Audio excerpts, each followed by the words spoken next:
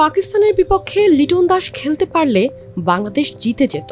তখন ভারতের বিপক্ষে ফাইনালের লড়াইটা বাংলাদেশই করত। ওয়াসিম আকরামের ধারণা অনেকটা এমনই।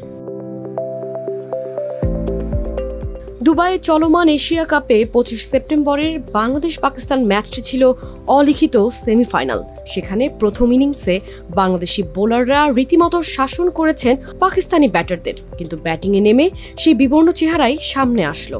পাকিস্তানের দেওয়া 136 রানের টার্গেট টপকাতে ব্যর্থ হয়েছে টাইগার ব্যাটাররা, আর পুরো ম্যাচটি লিটন দাসকে দেখতে হয়েছে ডাগ আউটে বসে। দুবাইয়ে তাওহিদ হৃদয়, পারভেজ হোসেন ইমন, জাকের আলীদের একের পর এক আত্মাহুতি দেখে লিটনের মুখটা বেশ ফ্যাকাশে দেখাচ্ছিল তখন। পাকিস্তানের সাবেক পেসার ওয়াসিম আকরামের মতে লিটন থাকলে ম্যাচের ফল অন্য কিছু হতেও পারত।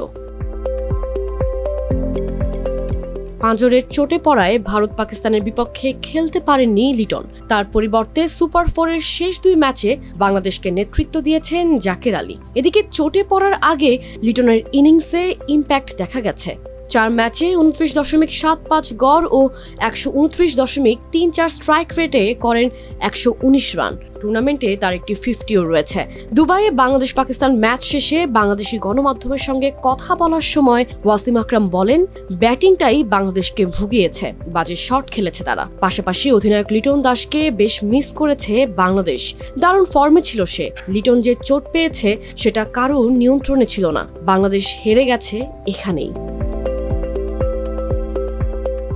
সুপার 4-এ পাকিস্তানের বিপক্ষে জাকিরের পাশাপাশি নুরুল হাসান সোহান, হৃদয়রা উইকেট বিলিয়ে দিয়ে এসেছেন। ব্যাটারদের ব্যর্থতায় 136 রানের লক্ষ্য তাড়া করতে নেমে 11 রানে হেরে যাওয়ায় ফাইনাল আর খেলা হলো না বাংলাদেশের। প্রধান কোচ ফিল সিমন্সের মতে লিটনের অভাব টের পেয়েছে বাংলাদেশ। ম্যাচ শেষে সংবাদ সম্মেলনে বাংলাদেশের প্রধান কোচ বলেন, আসলে আমরা এমন দল এখনো হয়ে উঠতে পারিনি যেখানে অধিনায়ককে হারিয়ে সেই শূন্যস্থান পূরণ করে ফেলব। ভালো ফর্মে থাকা অধিনায়ককে হারিয়েছে, আমাদের জন্য অনেক বড় একটা ব্যাপার ছিল এটা। ফর্মে থাকা লিটনের খেলাটা আমাদের জন্য অনেক জরুরি ছিল। অন্য দলের মতো আমাদের তেমন গভীরতাও নেই। বাংলাদেশ হেরে যাওয়ায় এশিয়া কাপের ইতিহাসে প্রথমবারের মতো ভারত পাকিস্তান ফাইনাল হচ্ছে। 28 সেপ্টেম্বর 2 চিরপ্রতিদ্বন্দ্বী শিরোপা নির্ধারণী ম্যাচে মুখোমুখি হবে দুবাইয়ে। ভারত নামবে শিরোপা ধরে রাখার লক্ষ্য নিয়ে।